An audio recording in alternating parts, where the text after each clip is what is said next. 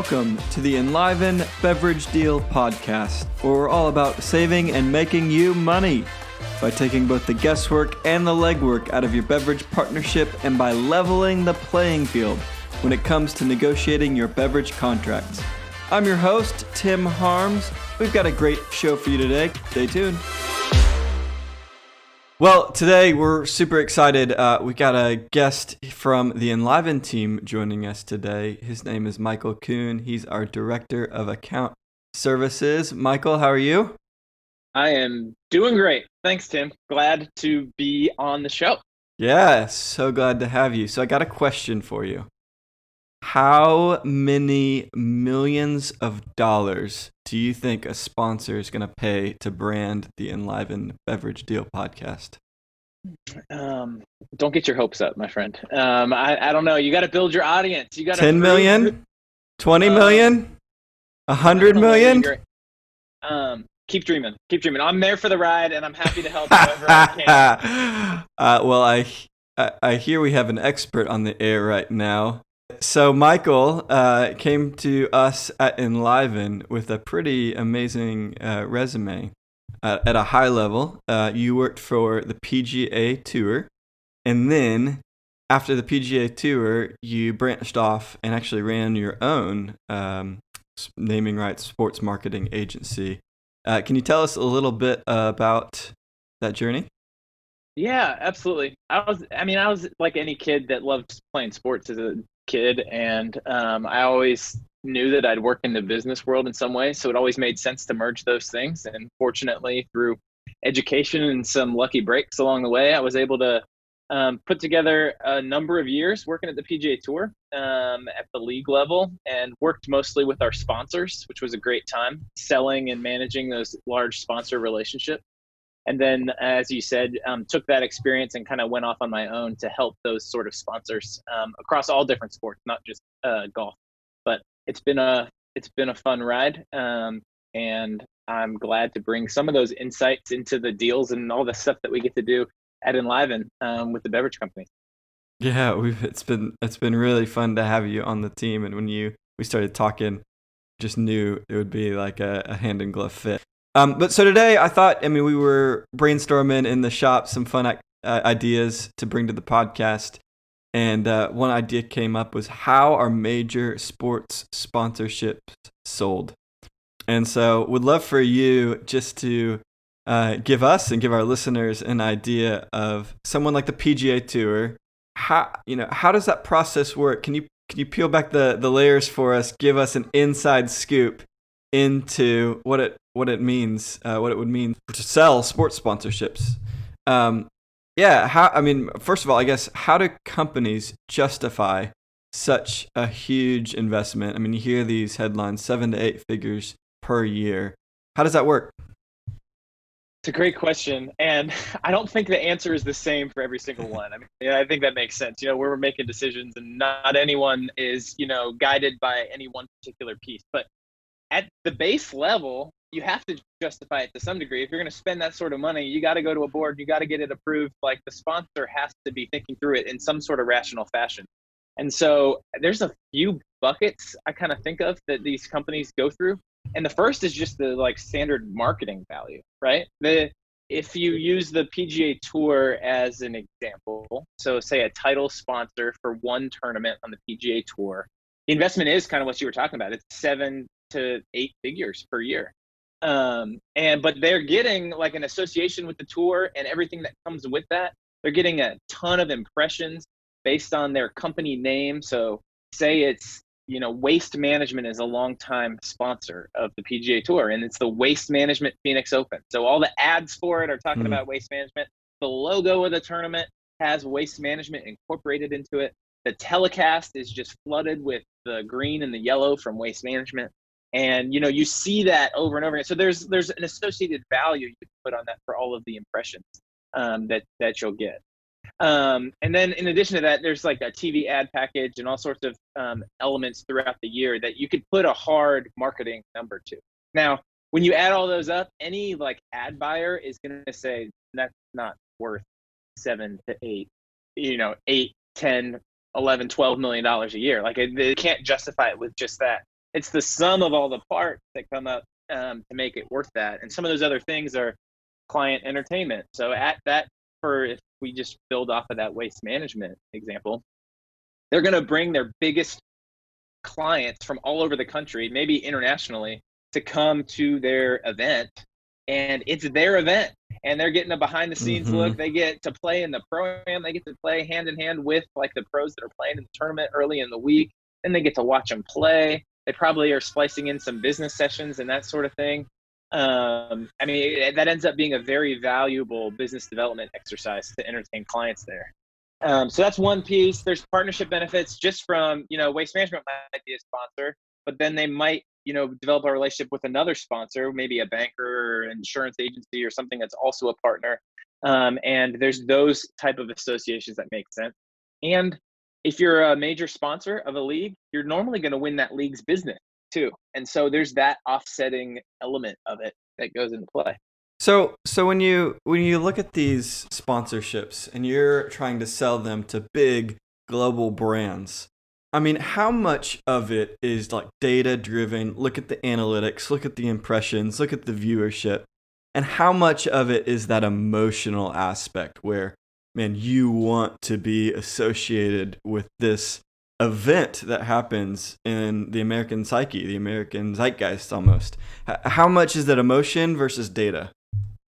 Both are at play, but if I had to pick one over the other as being more important, I would say the emotion, and even I'd take it a step further and say the like ego of whoever the decision maker is, like probably plays the biggest factor into the whole thing. So you start the conversation with the rational stuff and say this is what comes into it, and you can kind of build a case for what it's all worth. But then at the end of the day, you need to wow somebody. If you're selling a major sports sponsorship for $10 million a year, you need to get them excited at an emotional level, and that's going to get them over the edge to actually make the investment. Wow. So what are some of those key things that you were trained to look for in in the target companies, whether it was a CEO or whoever you were selling to? What are the trigger points that you're really trying to appeal to?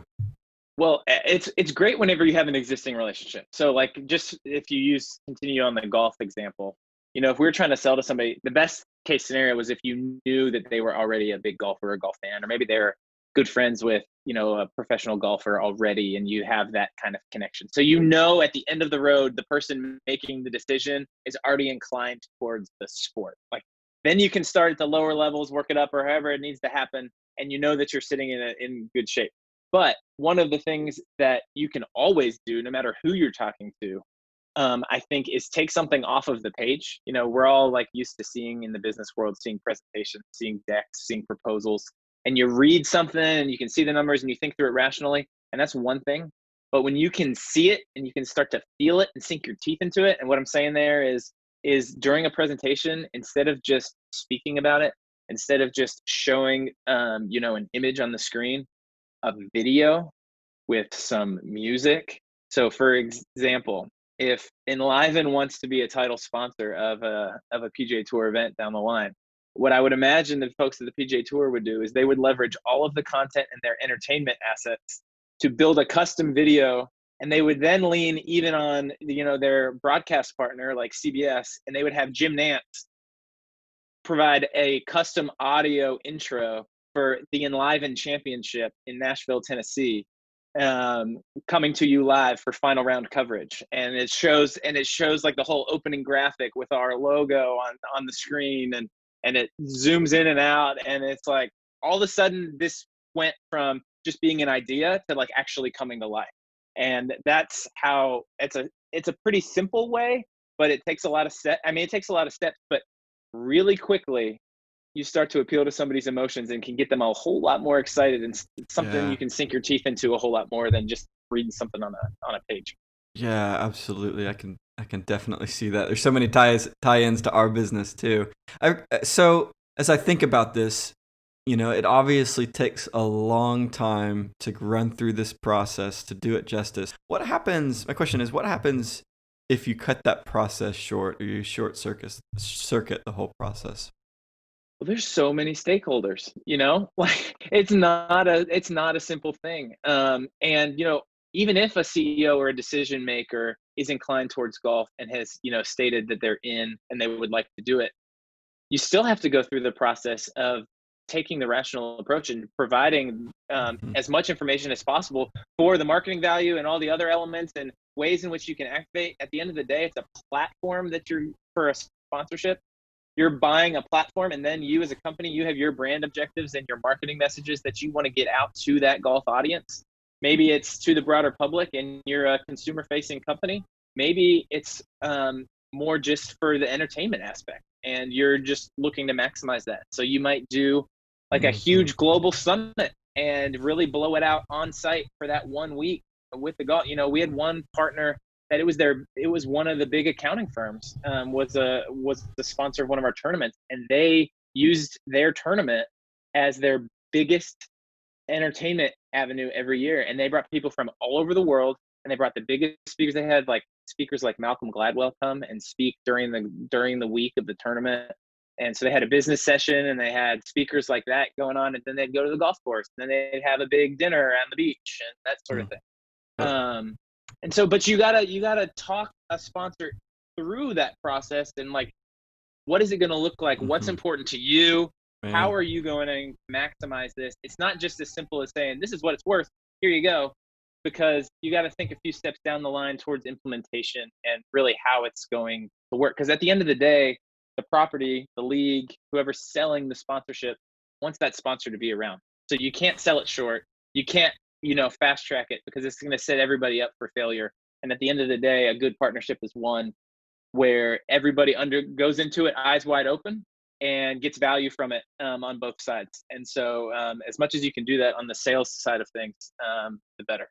Yeah, man, there's so much that's I'm thinking about our business. Our clients oftentimes, want to treat Coke and Pepsi like big commodity companies. They're just providing a bunch of volume, so they're trading volume for price. But what you're talking about is actually selling the brand company and guiding them through a process, helping them see what the partnership could mean, courting them, expanding their vision for all the different ways they could activate on the property. And once they have it, it's a little different. It's much more work. It's approaching it from a different lens.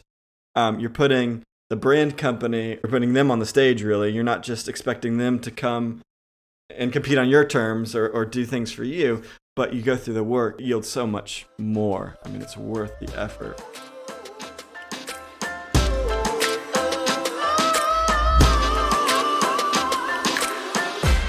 Are you confident you're getting all of the rebates that you're due under your beverage deal? Are you sure your beverage vendor isn't overcharging you? Well, there's an easy way to find out. This is Tim Harms, and I wanted to jump in here and let you know that we have a new way to support you, and it's called the Enliven Beverage Deal Audit. In just 15 minutes of your time, you can provide us with all of the information we need to get to work, identify beverage company errors on your behalf, and recover your money. You can get started by going to beveragedealaudit.com. Once again, that's www.beveragedealaudit.com, and you can learn everything you need to know there to get started. It's risk-free to you, there's no upfront cost or charge, and we only receive compensation if we find errors and get you a check. Once again, it only takes 15 minutes. It's a no-brainer. Go right now to beveragedealaudit.com and sign up today. All right, now back to our conversation.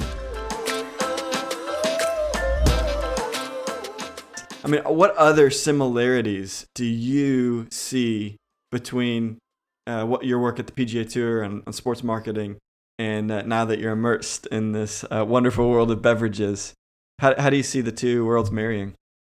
Yeah, no, I see so many similarities, and you hit a lot of them right there in what you just described. But at the end of the day, it a sports sponsorship and the pouring rights agreements that we put together at Enliven, at the end of the day, they're partnerships. And spending that extra time to understand all of the different sides and the goals and the what each stakeholder is looking to achieve and balancing that. I think that's what we do at Enliven is help to almost translate between the beverage companies and our clients.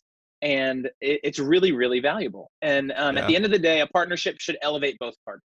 And I see that happening with our relationships with our clients and the beverage companies, just like I saw it happening with some of the successful sports sponsorships that I've worked on over the years.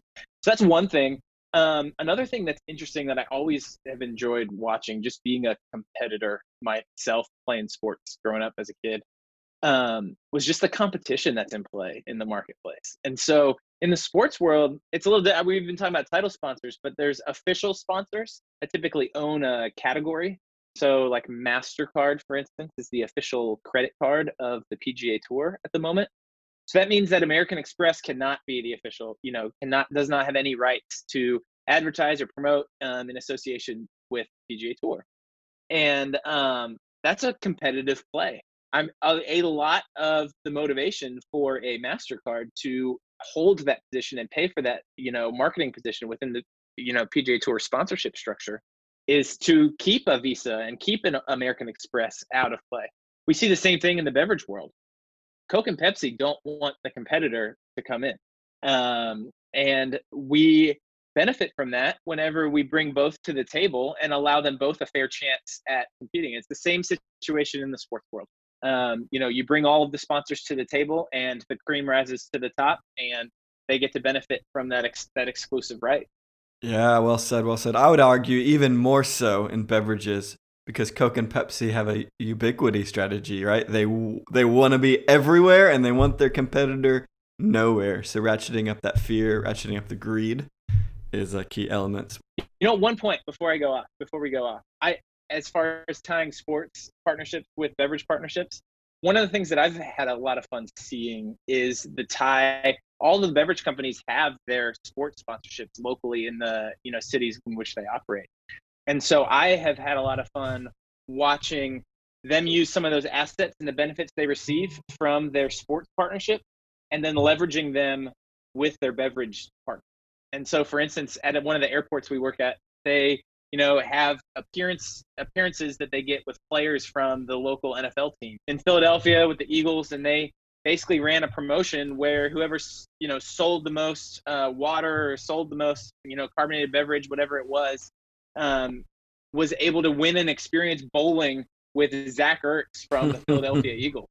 And so those sort of things, like the relationships tie in and overlap and help one another. And knowing the elements on the other side of a sports partnership is helpful for leveraging within a beverage partnership because the broader scope of what's going on within the beverage company and all of the relationships they have. So it's fun to see those things intermingle. Awesome.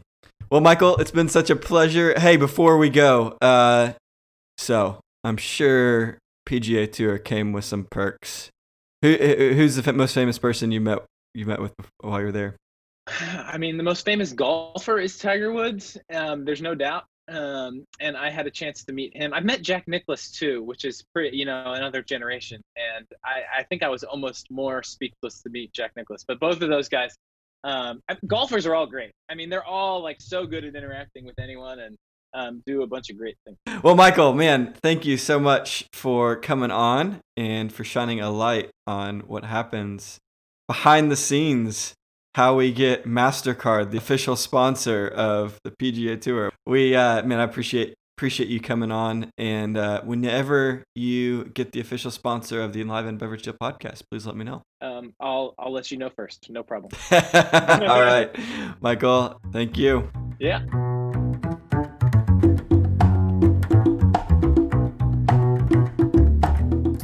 Thanks everyone for listening in. Hope you found that informative. If you have a burning question about your beverage negotiation or partnership, we'd love to hear from you and answer it on this podcast.